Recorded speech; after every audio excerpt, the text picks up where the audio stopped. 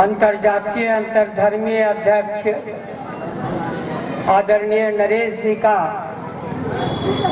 मैं आज की सभा में, आज के इस सम्मेलन में उनका अभिनंदन करना चाहता हूँ, वंदन करना चाहता हूँ कि इन्होंने जो आज के समाज में जो कुरीतियां हैं, उन कुरीतियों को मिटाने के लिए जो एक संकल्प लेकर और कठिन रास्ते में चल पड़े हैं, तो इनके आत्मबल को बढ़ाने के लिए और इनका मनोबल ऊंचा हो,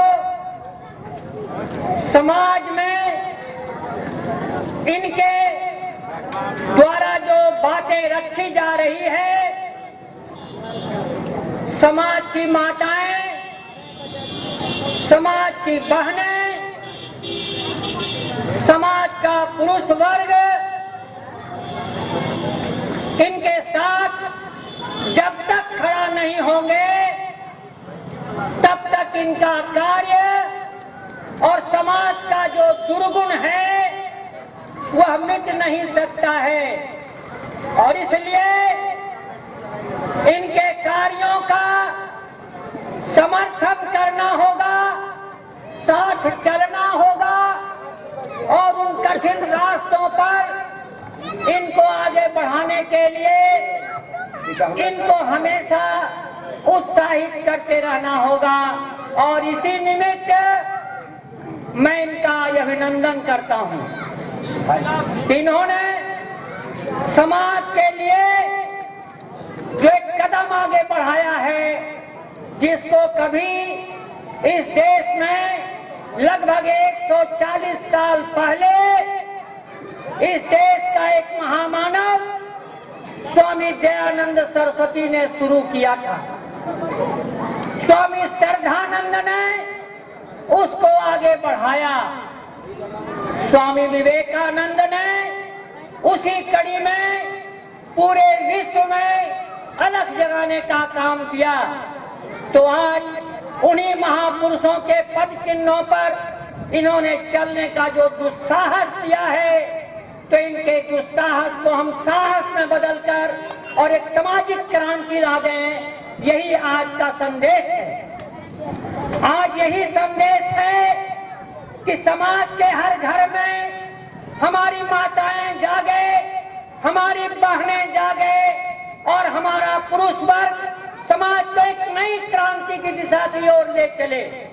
आप जानते हैं, यह समाज जातियों में बटा हुआ है, यह समाज वर्गों में बटा हुआ है, यह समाज धर्मों में बटा हुआ है।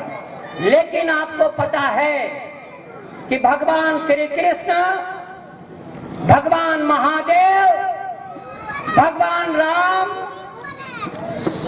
क्या जातिवाद के प्रतीक थे?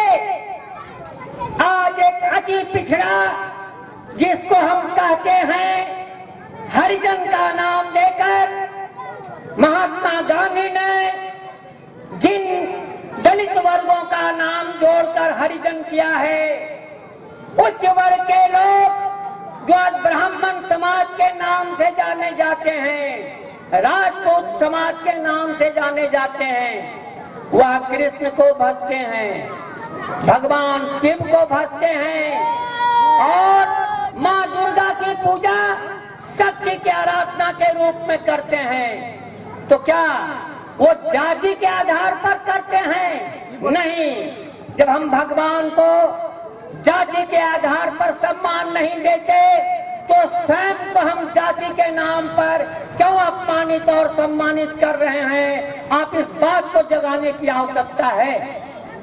मित्रों, बहनों, माताओं, आज आप जानते हैं, आज से 5000 साल पहले महाभारत काल आया था, महाभारत हुई थी। आपको पता है कि अर्जुन, भीम, युधिष्ठिर, भीष्म पितामह किस वंश से आता था? किस वंश से आता था पता है आपको? अगर आपको पता है तो आप जानते होंगे, अगर आपको पता नहीं है तो थोड़े शब्दों में मैं आपके सामने उनका वंश बता देता हूँ। वो एक मछुआरा वंश से आता था। सत्यवती नाम के एक महिला से और उसके पूर्वजों ने शादी की थी और वह प्रेम विवाह था।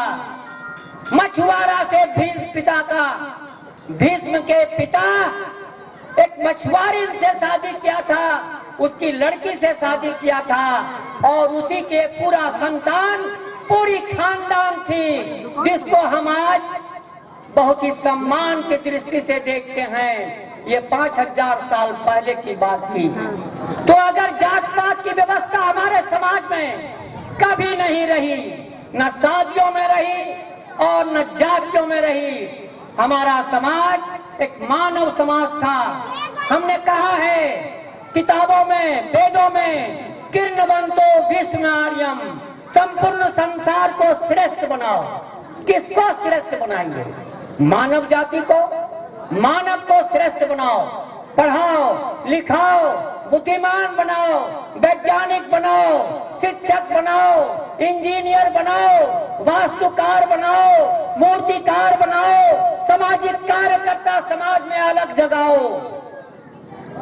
और इसीलिए हमने वेदों में कहा है किर्णवंतो विश्व आर्यम, आर्यम मने श्रेष्ठ, समूचे संसार को श्रेष्ठ बना दो।